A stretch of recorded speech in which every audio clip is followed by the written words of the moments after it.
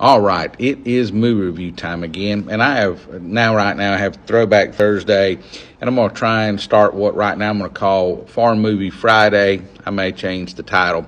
So I'm going to start with the 2023 South Korean movie, The Moon. Now, The Moon is playing on Apple, and it's probably on some other places, but that's where I found this. And it is honestly, the storyline is fairly simplistic. It's set several years in the future where they don't specifically say South Korea. They call it Korea, but since it is a South Korean movie, I'm going to say South Korea is attempting to become the second country to make it to the moon and land people on the moon.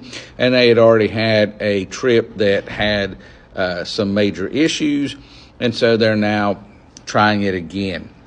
And, of course, they get into space and things go wrong, and one of the astronauts is left stranded up there, and, of course, it becomes a rescue mission. And that is really what the story is about. Yes, there is some backstory, some background story on what drives the characters and things like that, and they don't spend a ton of time on that. They really do spend a lot of time on trying to get the astronaut back to Earth, and sometimes that could seem quite boring, but I really like this movie.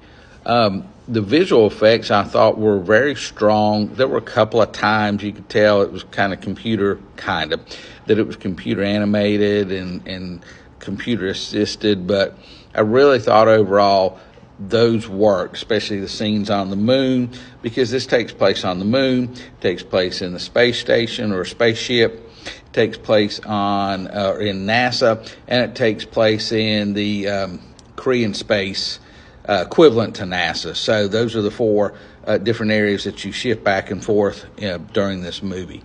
So I thought the visuals worked really well. I really thought it was a pretty tense movie.